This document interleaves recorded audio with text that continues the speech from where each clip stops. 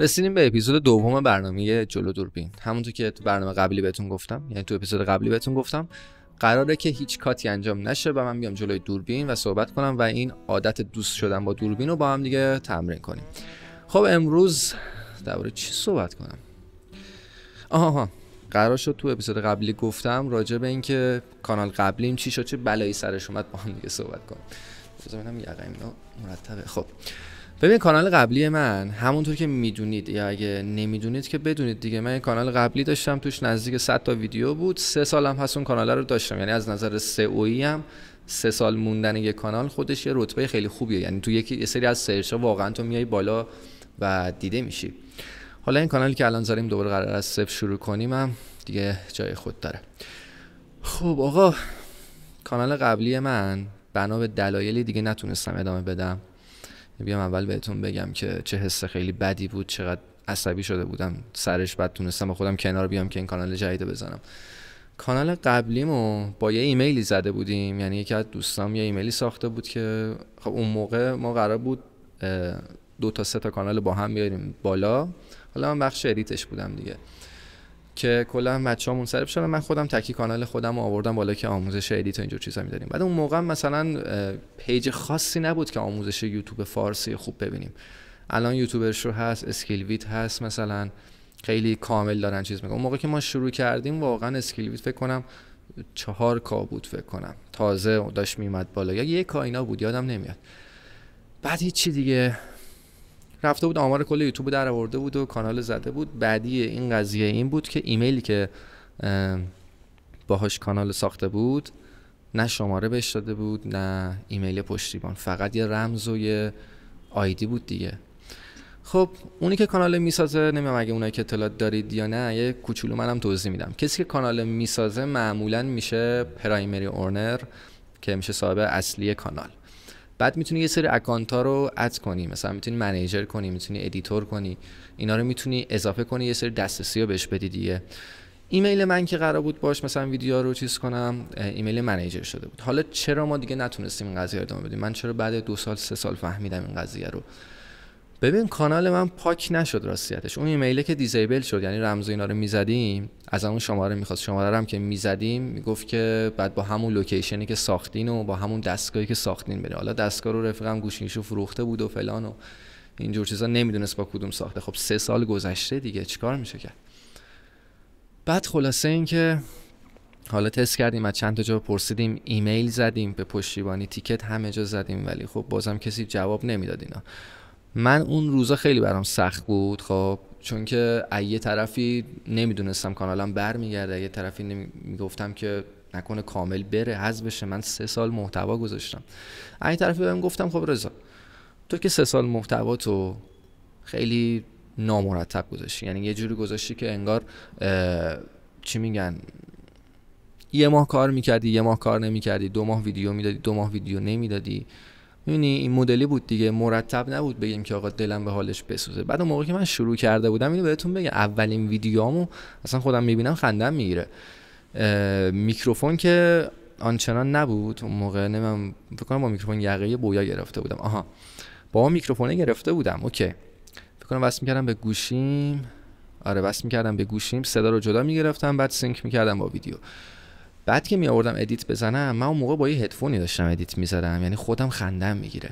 هدفون یه گوشش کار نمیکرد، یه گوشش هم قطع و وصلی داشت. خب من با همون مثلا نویزگیری میکردم، مثلا مینداختم ویدیو رو بالا ادیت میزدم، بعد میگفتم خب خوبه دیگه، صداش اوکی دیگه. بعد الان مثلا نگاه میکنم اون موقع رو، پشمام میریزه، میگم آجی مگه میشه، من چرا این کارا رو کردم؟ بعد اونها رو هم پاک نمیکردم و نگه داشته بودم که بذار اینو ببینم که آقا اون موقع اون مدلی شروع کردم که الان دارم این مدلی ویدیو میدم، الان دارم مثلا با میکروفون میام جلوی دوربین راحت صحبت میکنم، ویدیو میدم.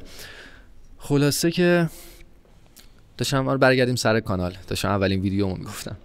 کانال این مدلی شد که دیگه من اگه میخواستم حالا به درآمد برسه کانال، خب کانال با یه شرایطی که هست به درآمد میرسه دیگه.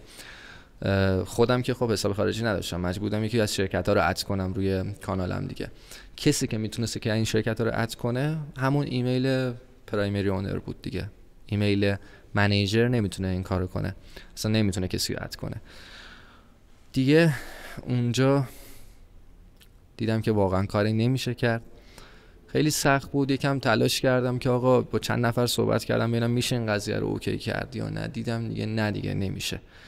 بعد می‌بینی چی تو مخت؟ این تو مخته که آقا تو نمیدونی این قرار جمع بشه کانالت کلا، خب یکی نه قراره باز ادامه بدی، برمیگرده ایمیل اوکی میشه. این خیلی تو مخ بود. اگه کلا پاک میشد خیلی آدم خیالش راحت‌تر بود. مثل چی میمونه؟ حالا من یه جا فکر کنم تو پادکست کامبیس و پاشا داشتن صحبت می‌کردن راجع به پرونده باز بود که خود کامبیس هم مثالشو میزد.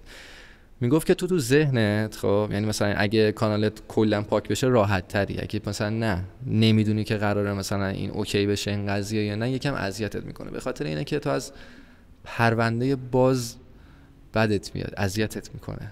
اینم واقعا برای منم دیدم پیش اومده همینطوری.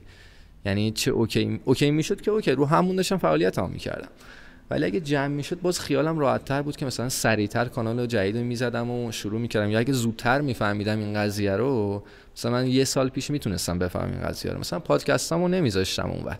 حالا بازم از اونور پرسیدم و گفتم آقا الان من پادکستامو ویدیوامو دانلود کنم تو جدید بذارم چی؟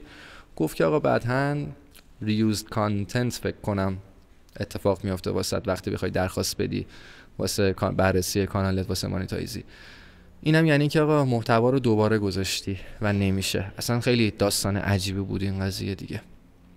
خیلی اذیت شدم. ولی خب میگم دیگه اون پرونده بازه الان برای من یکم حل شده. یعنی اون کانال فعلا هست دیگه، کاراشو داره میکنه دیگه. ولی خب من کلا فعالیت جدیدمو دیگه میذارم روی این کاناله که دیگه آموزش‌ها و اینجور چیزا هم همه اینا داشته باشه. ولی یه چیزی رو فهمیدم، این که آقا زندگی واقعا به چوس بنده ها. حالا این یه کاناله، خب یه چیز کوچیک مثلا کاناله که مثلا تو یهو به یه چی میگن، خب یه خونه زندگی تشکیل دادی، فرداش یهو توی چشم هم زدن همه چی نابود میشه. یعنی چقدر کوچیک زندگی آدم‌ها واقعا، یعنی چقدر نباید سخت بگیریم.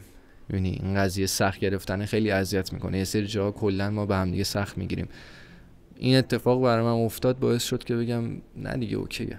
یعنی یکم با خودم فکر کردم، گفتم خب کاریش که نمیشه کرد، زندگی ادامه دارد دیگه. ما کانال جدید رو ساختیم و در خدمت شما با این برنامه هستیم که ببینیم چی میشه دیگه. شما اینو انجام بدید دیگه، همین کاری که من دارم میکنم با دوربین و میکروفون، حالا هر چی به این صحبت کنید، یکم با دوربین دوست میشید و راحت‌تر میتونید محتوا بگیرید. صرفا به این دلیل اینو ساختم که شما یاد بگیرید که میتونید بدون اینکه از قبل چیزی آماده کرده باشین بیاین جلوی دوربین و صحبت کنید و با چیزی که اون لحظه به ذهنتون میرسه، حالا یه خاطره یا مطلبی که براتون اتفاق افتاده، مثلا بتون یه چیزی بگی، یه محتوای خوب داشته باشی، حالا چه تو یوتیوب چه تو اینستاگرام.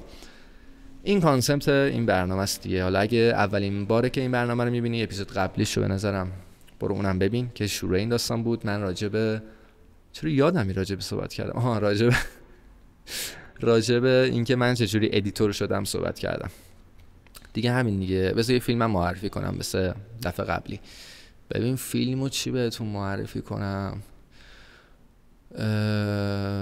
دیشب چیزو دیدم، راستی تیکن رو دیدم، بازیش که انجام دادی جین کازاما اینا. بذار اینجا پوسترشو بذارم، واسه 2010 بود فکر کنم، ولی اگه اشتباه گفتم مینویسم این پایین. اونو نشستیم نگاه کردیم، چون بازیش خب برای من خیلی نوستالژیه دیگه. همون قدیم PS1 بازی می‌کردیم تا الان هم مثلا هست بازیش دیگه، هی پیشرفت کرده.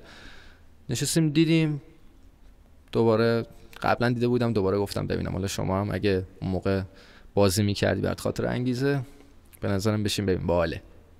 یکم طوری نیست بگیم وقتت تلف شده اینا، نه، ولی باحاله، خاطر انگیزه. خب دیگه دمتون گرم.